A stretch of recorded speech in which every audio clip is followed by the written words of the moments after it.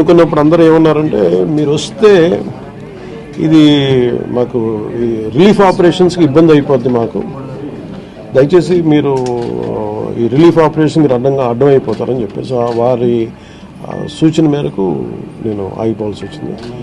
ఇప్పుడు కూడా ఒకసారి వాళ్ళ నిర్ణయం తీసుకొని వాళ్ళు టేక్ ఎక్కాలి, వెళ్తే అది సహాయపడాలి కానీ మళ్ళీ ఇంకొక కేయాటిక్ మీకు తెలుసు, అందుకని దాన్ని దృష్టిలో పెట్టుకుని కొంచెం చట్టపాయిస్తున్నాను అంతే విషయం లేదు. కొంచెం ఇబ్బంది లేదంటే ముందు మెయిన్ అధికారులు పాపం గత 72 గంటల నుంచి వాళ్ళు నలిగిపోతాను నిద్రాహారాలు లేకుండా. సో వాళ్ళని దృష్టిలో పెట్టుకొని మళ్ళీ నేను వెళ్ళి అది సహాయపడాలి కానీ మళ్ళీ అది అదనపు బరువు అయితే మళ్ళీ ఆ రెస్క్యూ ఆపరేషన్స్ ఇబ్బంది కలగకూడదని చెప్పి నేను దాన్ని దృష్టిలో పెట్టుకొని నేను స్వయంగా నేను పర్యవేక్షిస్తున్నాను.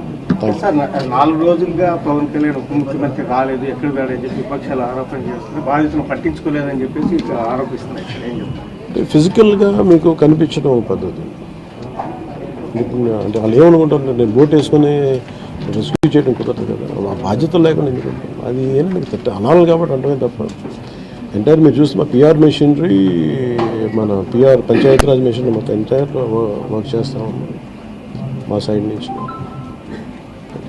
అంటే అట్లా కదా సార్, ధైర్యం చెప్పడానికి కూడా రాలేదని చెప్పేసి వాళ్ళు ఆరోపణ చేస్తున్నారు కదా మీ నుంచి. అది నేను అట్లా అనుకోవట్లేదు. అంటే ఏమైపోతుంది, ధైర్యం చెప్పడానికి వెళ్ళి ఒక్కసారి మీద పడ్డారు అనుకోండి, పరిస్థితులు ఎలా ఉంటాయంటే నేను మొన్న పింఛడానికి దీనికి వెళ్ళాను, నేను వెళ్ళి సహాయ కార్యక్రమం అంటే నేను ఒక ప్రత్యేకమైన పరిస్థితుల్లో ఉన్నాను, అది మీరు అర్థం చేసుకోవాలి.